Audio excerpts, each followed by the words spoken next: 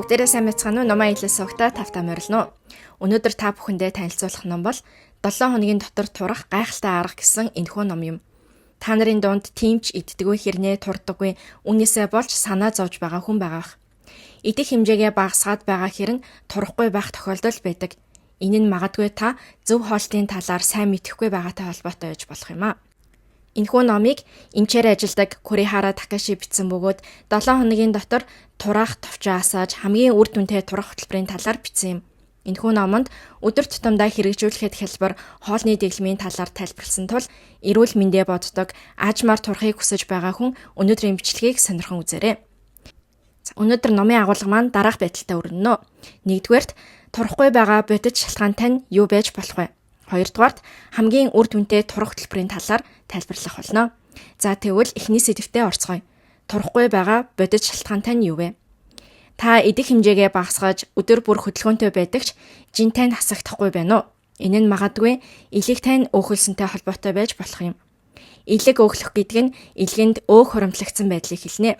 Жишээ нь Японд 3 хүн тутмын 1 буюу 40 сая орчим хүний илэг өөхөлсөн гэж үздэг. Тэгэхээр бидний илэг аль хэдийн өөхөлсөн байх магадлалтай. Илэг өөхөлсөн бол турхад хэцүү болдог. Шалтгааныг нь тайлбарлахаасаа өмнө илэг нь өөхөлсөн хүн гэхээр арх их уудаг хүмүүс л өвддөг гэж бодож байж магадгүй. Гэхдээ арх огт уудаггүй хүний илэгч өөхлөх боломжтой байдаг байна. Учир нь илэг өөхлөх 2 шалтгаан байдагтай холбоотой юм. Нэгд нь архинаас болж илэг өөхлөх. Энэ нь арх хэтрүүлийн хэрэглэснээс болж үүсдэг. Хоёрт нь архины бус өөхөлсөн илэг. Энэ нь их хэмжээний нүрс усыг хэтрүүлийн хэрэглэснээс болж илгэнд өөх хуримтлагдахыг хэлдэг. Илэг өөхөлсөн болохоор яагаад турахад хэцүү болдог вэ? 2 шалтгаан байна. Нэгд нь илгэнд хуримтлагдсан өөх биед тархдаг. Илэг хэвийн үед 3-5% тослогтой байдаг ч буруу хооллосноор илэгний ойр орчимд өөх тос нэмэгддэг байна. Хэрвээ 20%-аас дээш болвол илэг өөхөлсөн гэсэн үг. Ийм үед эсийн доторх өөх цусанд орж биеийн бусад хэсэг турамтлагдан гидээс хөл гар зэрэгт тархалт үүсдэг. За хоёр дахь шалтгаан нь илэг өөхөлснөөр элэгний үйл ажиллагаа мууддаг. Элэгний үйл ажиллагаа муудснаар архийг шингээх явц болон нүрс усны солилцоо мууддаг. Ингэснээр цусанд дах сахарын түвшин докторгүй болж нойр булчирхаанаас их хэмжээний инсулин ялгардаг. Инсулин нь өөхийг хуримтлуулах үүрэгтэй тул турхад саад болж өгдөг. Хит их хоолны дэглэм барих нь илгийг өөхлүүлэх хэрэгсэлтэй байдаг байна. Ийм учраас хоолны дэглэмийг хит хатуу барих нь эрүүл мэндэд сөрөг нөлөөтэй гэдгийг уг номонд анхааруулж байна. За тэгвэл дараагийн сэдвтээ орцгоё. Өөхөлсөн илэгнээсээ хэрхэн ангижирч турах аргыг танилцуулна. Та бүхэн дэглэм барьсан ч үргэлжлүүлж чадахгүй ердөө 3 хоног бариад л болчихдог.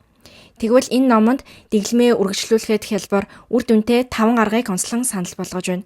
Хамтдаа үзцгээе. Эхний арга бол шүдээ угааж амны хүндийг цэвэр байлгах юм. Яагаад гэвэл шүдний өвчлөл илэгний триглицеридыг эксэгдэхтэй холбоотой юм. Хоол идсэний дараа амны хүндэд нянгийн бөөгнөрөл буюу шүдний тов руу үүсдэг. Эдгээр нян шүд болон бүлний завсраас хорт бодис ялгаруулж өрөвсөл үүсгдэг бөгөөд шүдний өвчлөлт хүргэдэг. Шүдний өвчлөл нь турахгүй байх шалтгаануудын нэг юм. Тодорхойлбол шүдний өвчлөлттэй үед өрөвслийн цитокин хэмээх бодис үүсэж энэ нь инсулины үйл ажиллагааг алдагдуулж цусан дах сахарын хэмжээг нэмэгдүүлдэг. Ингэснээр биед өөх хуримтлуулдаг.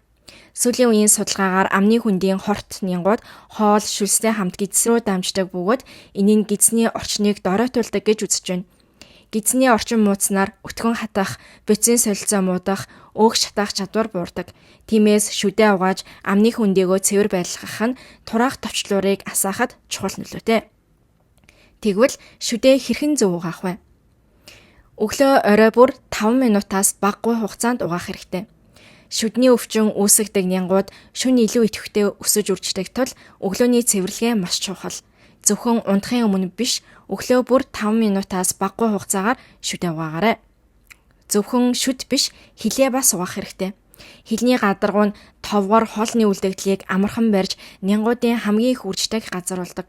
Тиймээс тусгай зориулалтын хилний сойзоор нэг удаадаа хилний голыг 10 удаа, баруун болон зүүн хэсгийг 10 удаа тус бүр дээш доош чиглэлд зөөлөн арчиж цэвэрлэх хэрэгтэй. За тэгвэл дараагийн дэглэм барих аргын талаар бодож үзцгээе. Энэ нь какаоны агуулмж өндөр шоколад идэх юм. Какаоны агуулмж их шоколад нь цусан дах сахарын огцон өсөлтийг бууруулж нүрс цусны шингэцийг удаашруулдаг. Какао полифенол нь цусан дах сахарын түвшинг тогтворжуулдаг бөгөөд их хэмжээний эслэг агуулснараа гидсний орчныг сайжруулдаг байна. Цусан дах сахарын огцон өсөлт нь тархалтын гол шалтгаануудын нэг тул хоолны өмнө какаоны агуулмж өндөр шоколад идэх нь турхад үр дүнтэй гэж үздэг. Түүнчлэн какао полифенол нь илэгний хит эсэлтээс үүсэх өөх тосыг багасгах чадвартай тул илэг өөхлөхөөс урьдчилан сэргийлж илэгний үйл ажиллагааг сайжруулахад тустай байдаг байна. За тэгвэл какаоны агуулмж өндөр шоколадыг хэрхэн хэрэглэх хэрэгтэй вэ? Өдөрт 15-аас 25 г нэг удаад 5 г-аар 3-аас 5 удаа хувааж идэх хэрэгтэй. 70%-аас дээш какаоны агуулмжтай шоколад сонгож идэх хэрэгтэй. Какао полифенолийн үр нөлөө 2 цагийн дараа оргилж 4 цагийн дараа алга болдог тул нэг дор их хэмжээгээр бус багаар хувааж идэхийг зөвлөж байна. Какаоны агуулмж өндөр шоколадыг зөв хэрэглэсэн тохиолдолд турхад тань тус болж чадна. За тэгвэл 3 дахь арга бол ногоон цай уух юм. Учир нь ногоон цайны катехин нь өөх тосыг шатаах процессыг идэвхжүүлж өгдөг. Ногоон цайнд агуулгадах полифенолийн нэг төрөл болох катехин нь бөцийн солилцоог хурцгаж өөх тосыг шатаах сахар шингэх процессыг удаашруулж триглицеридийн хуримтлалыг багасгах нөлөөтэй.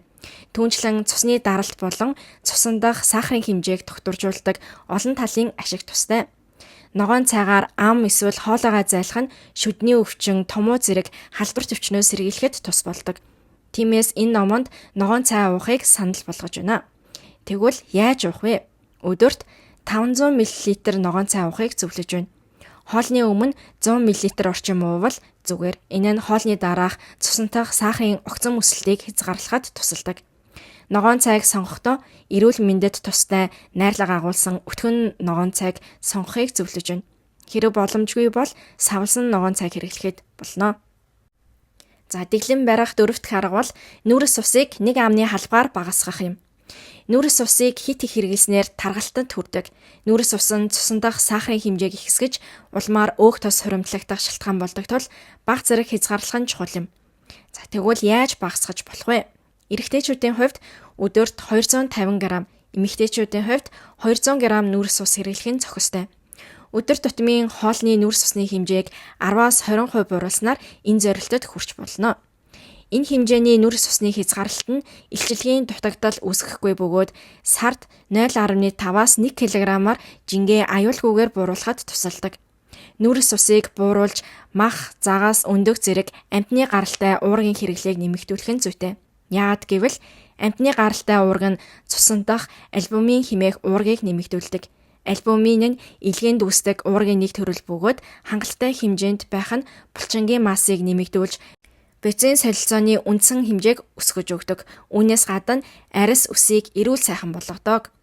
Тусгайлан махыг хэрэглэх нь альбумин нэмэгдүүлэх хамгийн үр дүнтэй арга юм.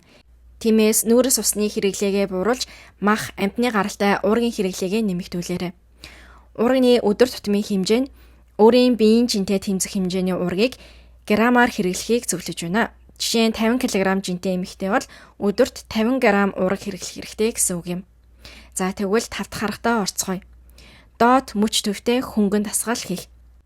Учир нь ийм дасгал нь өөхний шатлтыг хурцгааж өгдөг. 2 төрлийн дасгалыг санал болгож байна. Нэгд нь суух босох дасгал.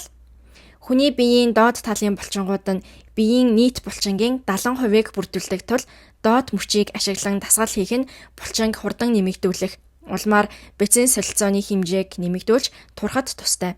Суух босох дасгал нь гуйны урд талын дөрвөн толгойд булчин, ард талын хөндлөн булчин, өгзөгний булчинг нэгэн зэрэг үр дүнтэйгээр хөгжүүлдэг. Өглөө оройд тус бүр 1 удаадаа 5 удаагийн давтамжтай хийгээрэй. 2 дахь дасгал бол өсгий өргөх дасгал юм.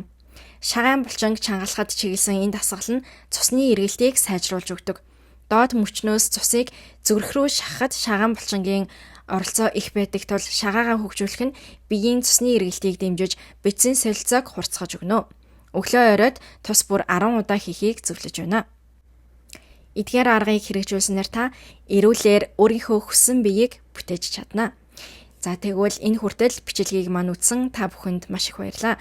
дараагийнхаа бичлэгээр уулзалтлаа. Түр баяртай.